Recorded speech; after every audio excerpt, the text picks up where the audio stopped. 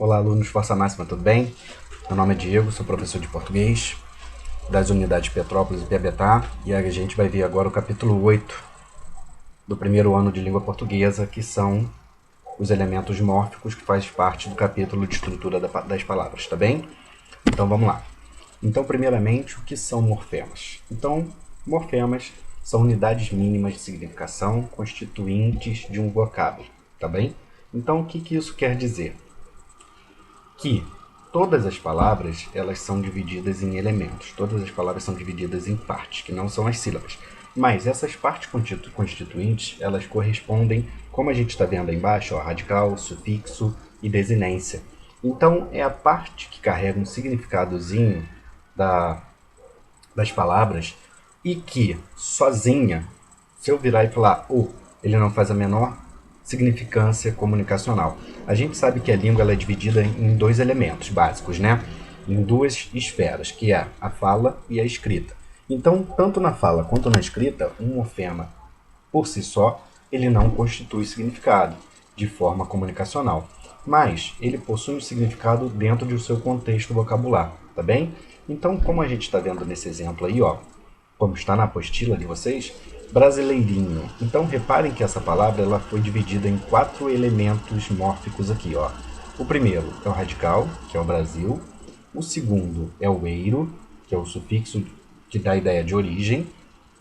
O in, INH, que é o sufixo de diminutivo.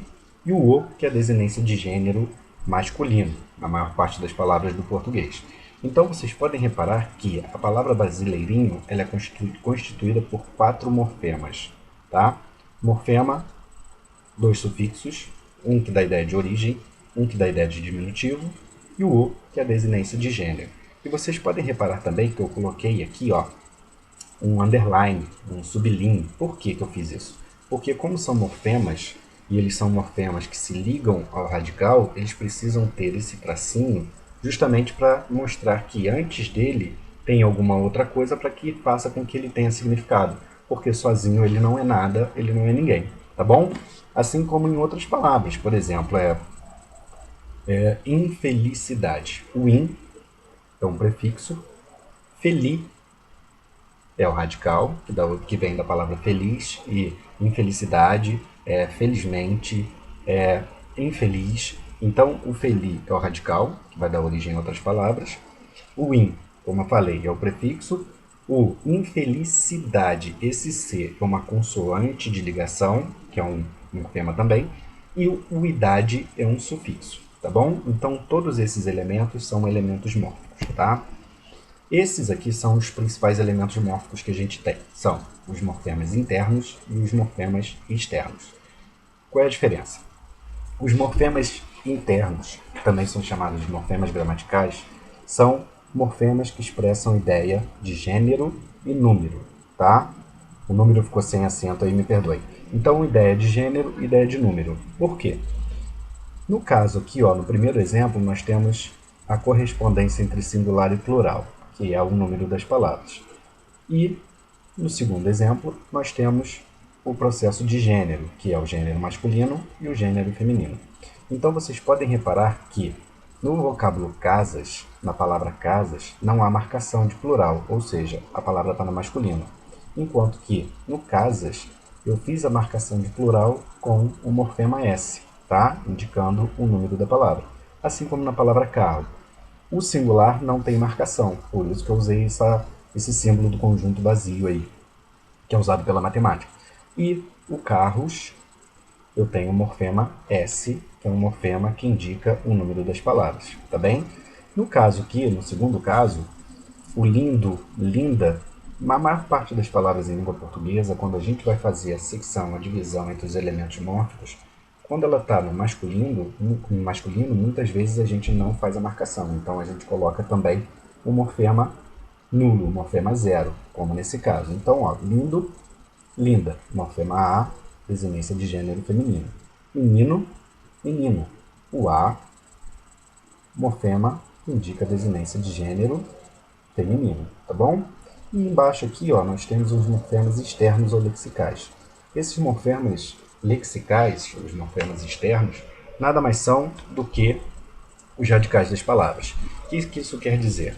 Esses morfemas, eles representam a ação de mundo, estado, seres. Eles dão origem a palavras cognatas. O que são palavras cognatas? São palavras que são da mesma família.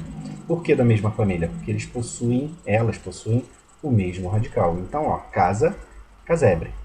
Linda, lindamente. Amar e todas as suas conjugações. Eu amo, tu amas, ele ama. E assim sucessivamente. Então, a gente pode perceber que os morfemas externos nada mais são do que palavras, parte da palavra, parte constituinte da palavra, morfemas, que são chamados de radicais. Tá bem? Então, olha só. Os morfemas usuais são esses 4 tipos de morfemas aqui. Na verdade, 5, porque um vai se subdividir. Quando nós temos os morfemas usuais, eles são morfemas que são presentes em praticamente todas as palavras de língua portuguesa, tá bom? São morfemas usuais. Os radicais, como a gente falou ali no slide anterior, que são elementos mórficos que, na maioria das vezes, ele não vai se modificar e vai dar origem a outras palavras da mesma família, palavras cognatas. Nós temos a vogal temática, tanto em verbos quanto em nomes. Nós temos os afixos, que são prefixos e sufixos. Prefixos são elementos mórficos que a gente usa antes do radical e sufixos, elementos mórficos que a gente usa depois do radical. E tanto o prefixo quanto o sufixo, eles são usados para mudar o significado original das palavras, tá? No caso, por exemplo, ó, leal, desleal. Esse des é um prefixo que indica que a pessoa não é leal, que ela é desleal. Então, quando a gente tem aqui ó, as desinências, que é o último morfema usual aí, nós temos as desinências nominais, que nada mais é do que gênero, masculino e feminino, e número, singular e plural, e a gente tem as desinências verbais. As desinências verbais são desinência de modo e tempo, que a gente vai ver mais para frente, e desinência de número e pessoa, tá bem? Então, visto isso, a gente começa pelo radical. O que é o radical? O radical é a parte estrutural da palavra, é a parte com maior significância. Então, por ser uma parte da palavra com maior significância, vai ser a parte da palavra que vai dar origem a outras palavras, como a gente pode ver aqui, ó, que depois serão agrupadas em palavras da mesma família. O que isso quer dizer? Que os radicais eles são usados para formar palavras derivadas, formando assim uma família, ou seja, palavras cognatas. Então, quando a gente tem aqui no primeiro exemplo, ó, mar. Mar dá origem a marinho, marinheiro, marítimo.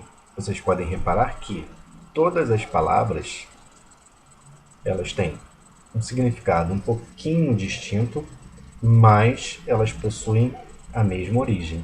Mar deu origem a marinho, aquilo que vem do mar, marinheiro, quem trabalha no mar, e marítimo, que se refere ao mar. Então, olha só, o significado original da palavra ela não vai se perder muito, mas vamos criar palavras com novos significados, tá? Depois aqui, ó, carro, carrinho, carroça, posso criar outras, carroceria, posso criar no aumentativo, carrão, tá bem? E aqui nós temos o verbo amar, como a gente viu no slide anterior. O verbo amar possui o radical em am e ele dá origem a outras palavras. E essas outras palavras são simplesmente as flexões verbais de tempo, presente, pretéritos e futuros, e modo, indicativo, subjuntivo e imperativo. Tá? Então a gente tem aqui, ó, amar, amo, amas, amamos, amaste. E vale a pena lembrar também que os verbos vão manter o radical quando esses verbos forem chamados de verbos regulares. O que quer dizer? O que são os verbos regulares? São verbos que em todas as pessoas, primeira, segunda e terceira, do singular e do plural, em todos os tempos, em todos os modos, o radical vai permanecer inalterado, tá? Então será conjugado o verbo amar em todas as pessoas, em todos os tempos, em todos os modos, e ele vai manter o radical am, coisa que não acontece, por exemplo, com o verbo ser. Então o verbo ser no presente do indicativo. Eu sou, tu és, ele é. Então só nessa já perdeu o radical. Agora, no pretérito perfeito, eu fui, tu foste, ele foi. Já mudou também o radical. E o verbo ir, somente o verbo ir, ele já não possui o radical. Ele vai ter radical depois na hora de ser conjugado em vários tempos, vamos dizer assim, tá bom? Então aqui, ó, o segundo elemento mórfico que a gente tem é a vogal temática. O que são as vogais temáticas? As vogais temáticas, elas indicam pra gente qual é a conjugação do verbo. Então, como que eu sei se o verbo é da primeira, segunda ou terceira conjugação? Basta eu fazer a forma no infinitivo, então, cantar, beber e partir, como nos exemplos que a gente tem aí. E nós vamos dividir em alguns elementos. Quais são esses elementos? Radical, vogal temática e a desinência, no caso aí a desinência de infinitivo, que é o Rzinho, tá? Então, ó, cante é o radical, o A é a vogal temática e a desinência de infinitivo é o R. Bebe é o radical, o E é a vogal temática e o R é a desinência de infinitivo. E no caso da terceira palavra que nós temos aí, que é o verbo partir, o parte é o radical, o I é a vogal temática e o R é a desinência de infinitivo. Então, nós temos como característica das vogais temáticas, essa caracterização em primeira, segunda e terceira conjugação verbal, nós temos que levar em conta que, quando a gente está lá sendo alfabetizado, a gente aprende as 5 vogais inicialmente. Pelo menos na maioria dos colégios isso acontece no primeiro momento da alfabetização. Então a gente vai aprender que as 5 vogais são A, E, I, O, U, e sempre seguindo a mesma ordem. Então, A é a primeira vogal, E é a segunda vogal, I é a terceira vogal. Então, quando a gente tem A, E, I, a gente tem primeira vogal, segunda e terceira. Primeira, segunda e terceira conjugações, tá bem? O legal também, ó, é que uma dúvida muito frequente quanto à conjugação do verbo pôr. Por quê? O pôr, ele tem um ozinho aqui. Então, muita gente pergunta se em português tem uma quarta conjugação. Não, português não tem. Por quê? O verbo pôr, ele é oriundo do verbo poer em latim. Então, esse E, que seria a vogal temática do verbo, ou melhor, que é a vogal temática do verbo, ele caiu quando ele veio para sua forma no infinitivo no português, que é o pôr. Mas a gente encontra a vogal temática E em várias pessoas. Então eu ponho, tu pões, ele põe. Então, ó, e põe é a vogal temática. Então o verbo pôr e todos os seus derivados, como pôr, derivados como sobrepor, expor, contrapor, ele vai ser caracterizado como um verbo da segunda conjugação, tá bem? Por quê? Porque a forma do latim era em poer, com a vogal temática em E, que se perde na forma do infinitivo em português, mas ela ressurge em algumas horas, em alguns momentos da sua flexão no presente, nos pretéritos e nos futuros, tá? E depois, ó, nós temos as desinências modo-temporais.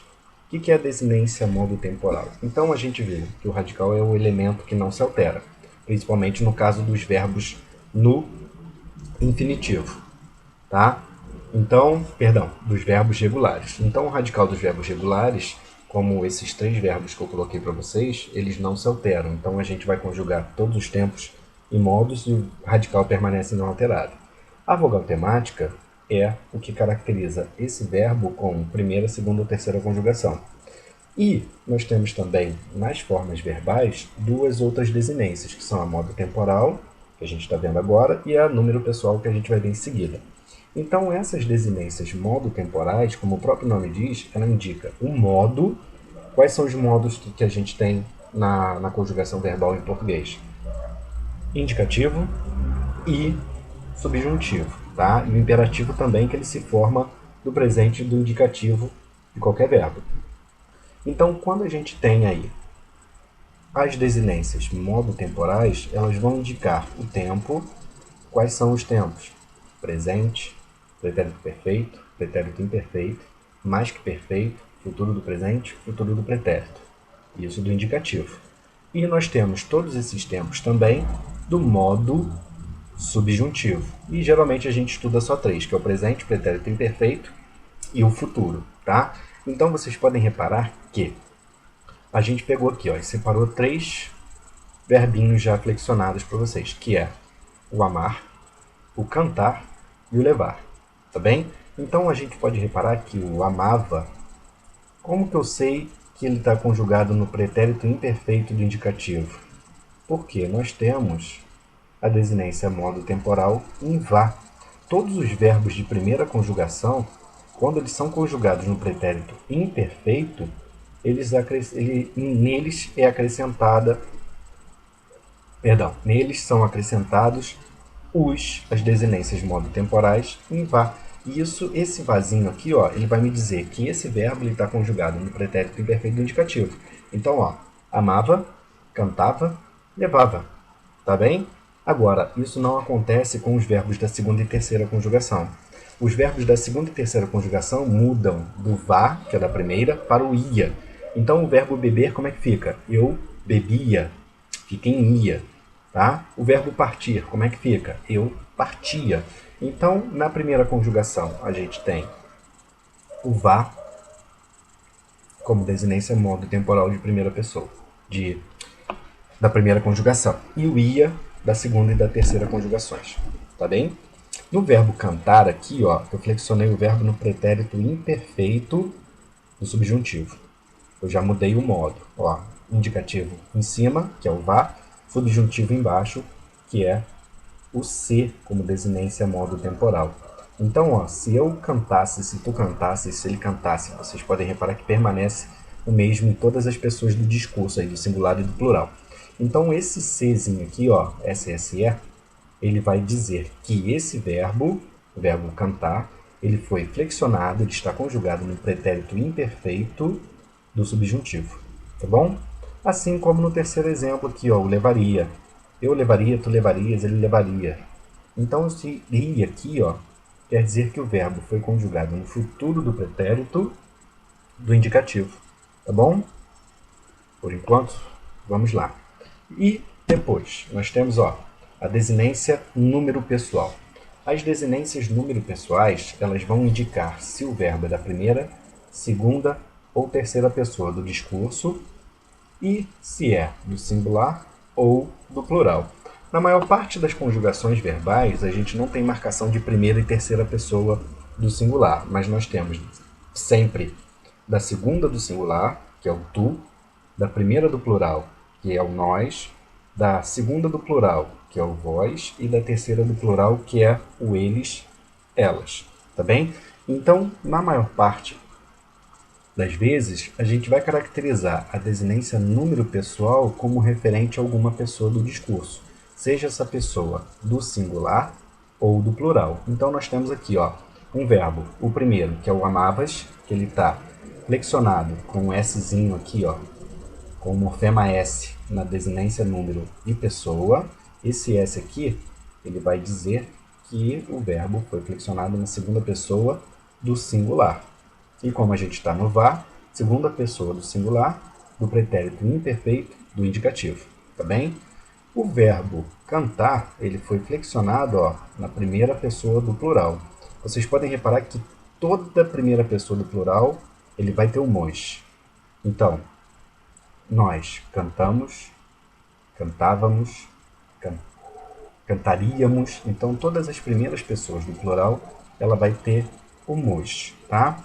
E aqui o verbo levar, ele está na terceira pessoa do plural, tá bem? Levariam. Então, vocês podem reparar que, tirando alguns verbos, como o verbo ser e o estar, e todos os verbos no futuro do presente, que é em ao atil, todas as outras conjugações de terceira pessoa terminarão em M, com um morfema de desinência número pessoal em M, indicando que é a terceira pessoa do plural, tá? Então, quando a gente tem, voltando, desinência modo temporal, é a parte constituinte do verbo, é o morfema verbal que indica o modo e o tempo a qual o verbo está sendo conjugado. E a desinência número pessoal, ele vai nos dar o número primeira, segunda ou terceira pessoa do singular ou do plural, tá? Então ele vai dizer qual é a pessoa do discurso, primeira, segunda ou terceira, e o número, se é do singular ou se é do plural, em que o verbo foi flexionado, em que o verbo foi conjugado, tá bem? Depois, nós temos aqui, ó, as desinências nominais. Então, o que são as desinências nominais? As desinências nominais, basicamente, são as desinências que a gente vai ver em palavras nominais, ou seja, que a gente pode encontrar em substantivos, adjetivos, pronomes, alguns numerais também, tá bom? Então, quando a gente tem as desinências de gênero, a gente vai representar como o no masculino e o a no feminino, tá bem? Mas em português a gente tem outras também. E temos palavras que, mesmo com um morfema, com a vogal temática ali, em a ou o, eles são classificados como, eles são classificados como comuns de dois gêneros, porque eles precisam de outras palavras para a gente saber se é um homem ou se é uma mulher. Se a palavra será determinada por outra palavra no masculino e no feminino. Então, ó, no caso aqui, o menino e o gato, a gente tem o morfema o, que é a desinência de gênero de masculino, tá bem? E aqui, ó, menina e gata, a gente tem a desinência de gênero no feminino, porque nós temos o azinho. E tem outros casos também. Em português, nós temos algumas outras palavras que designam o gênero de forma um pouquinho diferente do o e do a. Então as desinências vão mudar em alguns casos. Por exemplo, ó, barão, ele termina em ão, termina em o, tá? Agora, baronesa não termina em a, termina em mesa. Então nós já temos um outro morfema indicador de feminino, tá bem? Que não é mais o morfema apenas a, é o morfema esa. Depois, na desinência de número, nós não temos apenas a marcação de S em todas as palavras, nós precisamos acrescentar outra letrinha, outro som. Então, ó, vocês podem reparar que em menino a gente não tem marcação, ou seja, está no singular, enquanto que meninos a gente tem a marcação de S. Tá? Agora, em palavras como papel e chafariz, já muda. Por que muda? Vocês podem reparar que papel termina com L. Então, toda palavra que termina com L, o plural dela vai se dar em is. Então, o IS aqui, ó, é o morfema de plural do singular papel. Então, papel, papéis. Tonel, tonéis. Barril, barris. Então, todas as palavras que terminam com L em língua portuguesa, quando elas forem flexionadas no plural, a gente vai acrescentar o IS e não apenas o S, como em meninos, como em gatas, como em meninas, tá bem? A gente vai acrescentar mais um elemento, mais um som, mais uma letra. Então, papel, papéis. Chafariz, assim como todas as outras palavras que terminam em Z, a gente marca em zero, tá? O morfema no singular, porque não tem. Agora, quando a gente transforma essas palavras no plural, algumas vão ficar até meio esquisitas, a gente tem aqui, ó, chafariz, chafarizes. Então a gente acrescenta o ES. A gente acrescentou IS com palavras terminadas em L, e em palavras terminadas em Z, a gente acrescenta o ES, tá bom? Então reparem como é que fica a palavra chafariz, chafarizes. Xadrez, xadrezes. E a palavra arroz, como é que fica? Qual é o plural de arroz? Aí vocês respondam aí, tá bom? Então, espero que vocês tenham gostado da apresentação. É uma coisa bastante simples. A parte estrutural da palavra, os morfemas, as partes constituintes não são difíceis, tá? E a gente fica por aqui. Espero que vocês tenham gostado, tá bom? Então, tchau.